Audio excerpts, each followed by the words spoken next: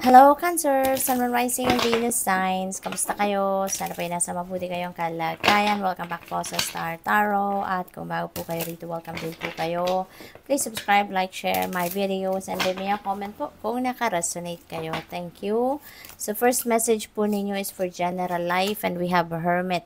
Ayan. So, ang iba sa inyo dito, you may need to put yourself into stillness, mag-solitude kayo, spend time by yourself, no? Kasi panahon ito para mag-reconnect kayo sa soul ninyo, tap in kayo sa puso ninyo, 'di ba? Kasi po pwede, no, na sobrang busy kayo lagi, siguro marami kayong pinagkakabalahan, pinagkakabisihan to the extent na sometimes siguro naiisip ninyo na parang hindi ko nakilala ang sarili ko, no? May mga ganun sigurong sitwasyon ang iba sa inyo, nararamdaman ninyo, no? Na po pwedeng parang na-strange kayo sa sarili ninyo. Kasi nga, 'di ba, kung hindi nyo na nag-ground ang sarili ninyo, no? You can't get the focus back sa sarili ninyo kasi sa dami ninyong pinagkakaabalahan. Kaya this is an important reminder para sa inyo, Cancer, na it's about time na para mag-connect kayo sa sarili ninyo. Okay? Mag-solitude kayo. Maaari din kasi na kailangan ninyo magnilay-nilay at magmuni-muni because baka may kailangan kayong pagdesisyonan. Kailangan ninyong baguhin sa sarili ninyo. Kailangan ninyong mag-isip, 'di ba? You're seeking for enlightenment, yung gano'n, no? So, kaya kailangan ninyo na mag-step back muna kayo, no? So that you'd be able to find the clarity that you are seeking. You will be able to find the enlightenment that you need, okay? So, sa inyong money, career, and finances, we have Knight of Cups. Napakaganda rin kasi meron ditong offer na paparating. Now, there is an offer of pwedeng trabaho, pwedeng pagkakakitaan ninyong negosyo, pwedeng ganon. Or baka bagong business or career opportunity, no, ang maaaring ino-offer sa iyo rito ng iba sa inyo, kaya napakaganda rin. At maaari, no, kung ano man ang offer na to, could be something that is going to be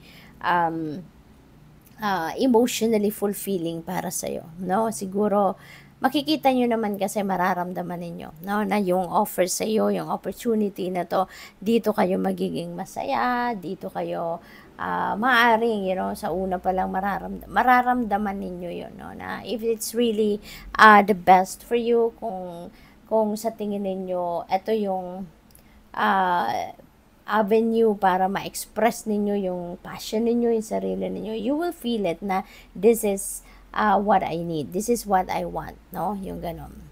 Kumbaga, masasabi ninyo sa sarili ninyo na right fit ito para sa akin. And maaring ganun ang mga offers na dadating sa inyo. Kaya ikakatuwa ninyo yun.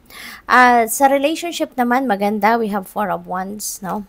Siguro meron kayong okasyon na isi-celebrate. Pwedeng meron ditong kasalan din. Pwedeng merong engagement. Pwedeng merong reunion, no? Pwedeng magkalayo kayo geographically due to trabaho, tapos siguro ngayon uuwi kayo, no? And you will be with your loved one. Kaya this is something that you are going to celebrate. Pwede rin na meron ditong okasyon, milestone ang relasyon ninyo, no? At yun ang isi-celebrate ninyo. So, congrats. So, kuha tayo ng clarifiers dito. And at this point, I would like to say thank you for being here. Thank you for supporting my channel. Thank you for subscribing. At kung hindi pa kayo nakakapag-subscribe po, subscribe na po kayo. And thank you din sa mga hindi nag-skip ng ads. And thank you din sa mga nagpapadala ng donasyon through Super Thanks. So, yung clarifier ninyo sa Hermit is Knight of Swords. Changes, no?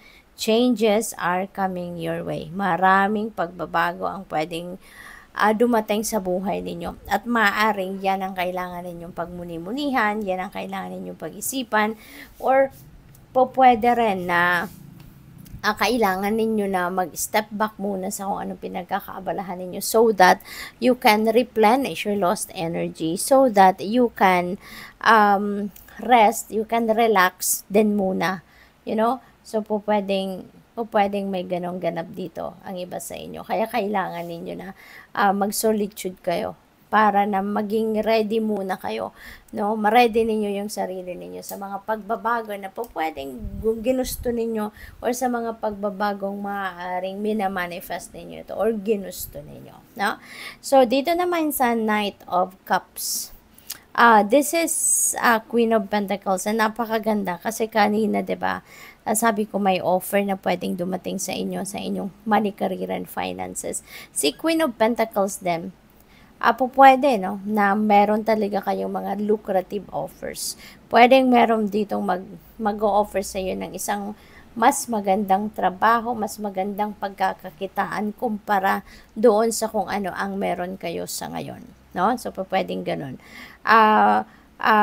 This is abundance and prosperity, no, na energy si Queen of Pentacles. Kaya feeling ko, kung ano man dito yung paparating, no, na mga pagkakakitaan ninyo rito, that is going to be the time na makakaluwag-luwag na kayo, magiging successful na kayo financially. Maaring ito na yung time na may experience mo na yung prosperity and abundance sa buhay ninyo. Magiging ano ka na ngayon, kumbaga magiging financially stable and financially comfortable na din kayo. With the Four of Wands, ang clarifier niya is Queen of Wands. Ayan. So, pwede, no, na meron kayo ditong success.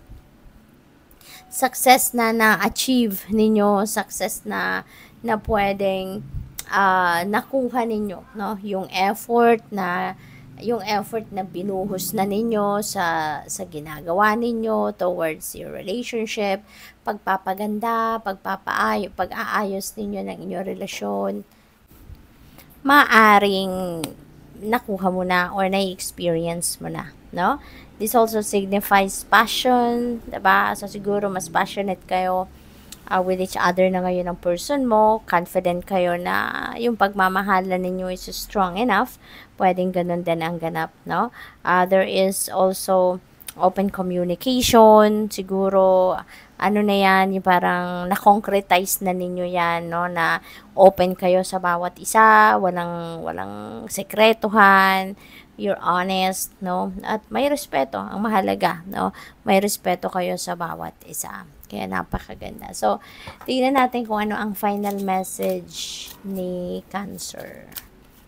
We have poised. You know what to do. You're confident, no?